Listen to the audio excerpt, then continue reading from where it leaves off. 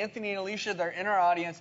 They're facing right now this prospect of the sex talk with their 7-year-old daughter, and it's a difficult subject to broach. And I'm not even going to talk with you yet, Dad, because I think it's even harder sometimes for men. But as a mother... You know, when I was growing up, and same for Anthony, is we had the Flintstones. The most risque image on television was I Dream of Jeannie, which is why I watched. So, but today, you know, my daughter picks up my iPhone and she hits YouTube. So that's where the questions started for our daughter. And it got a little dicey, but she's pretty much, Mom, where do babies come from? And she was a C-section baby, so I could honestly say you came out of Mommy's tummy, literally. But when she asks, how did I get in there? That's when it's going to get sticky for me. So what would you suggest? First, I want to tell you something. Bravo that you are an askable parent, that little girl knows that she can ask you, and that there is no punishment, and that there is no kind of feeling, oh my gosh, where did you hear that? Absolutely. And the other thing, when you said stomach, please say uterus. There is a special place that is protected. Otherwise, if she gets a stomach ache, she thinks she has a baby.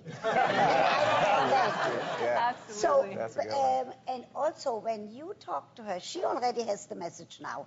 You have to be careful. If she goes tomorrow morning to school and she tells all the other kids, you will get some phone calls from parents. What are you doing? How come you are talking about these things? That's why you have to go to the school, to your pediatrician, and people have to have seminars. It doesn't take a long time. It takes an hour to talk about how to talk. Also, careful. Do say that sex, anything about sex, the talk about sex, is private. So not to talk about on the school bus. Not to talk about in the street, because I don't want any more problems to happen. But to talk with a pediatrician, for the mother to talk with a gynecologist. I don't know where you come in. I wouldn't go to... The only thing I can chime in, just wait till... I have a daughter who's now 21, and that's a whole different ballgame. Shh, don't tell her about her you sex have to, life. like... Shh, yes. None of your business, her sex life. So, Jim, what are some important do's and don'ts. Yeah. First off, you want to start early. When they're young, you're talking about their body parts. This is your penis, this is your vagina. And then as they get a little bit older, it expands to, you know, maybe instead of talking about the birds and the bees, talk about puppies and kittens and things like that.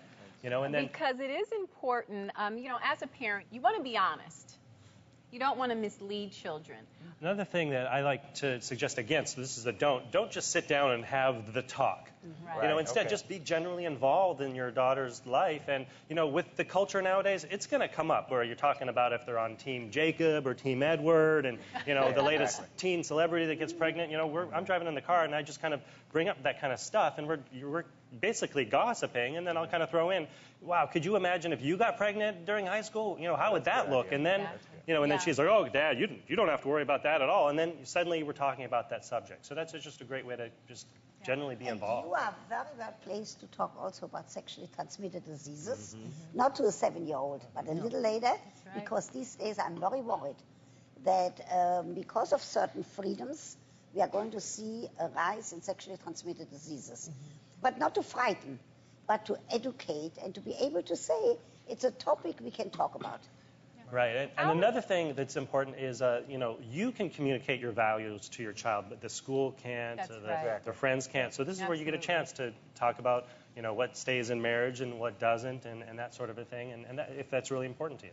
I'm curious, are you nervous talking to your daughter because you're a man and she's a younger girl? Are you nervous to talk to her about that? We have a good relationship, Parker and I, and we talk about a lot of different things, but the sex question, I kind of leave that up to Alicia, but I want to be there. It's always really important to remember that fathers have a huge impact on their girls, on how they grow up, their values, and all that sort of stuff. Because So in talking about this, you really want them to start to feel positive about their bodies, and that's going to waylay the STDs and having, you know, just making them feel proud about their bodies. But it's obvious that you two have all your ducks in a row, and you're going to do a great job because you've thought about it. It seems like a lot of times the problem is encountered when parents don't think about it, and it hits them in the back of the head, and it's like, uh-oh. Yeah.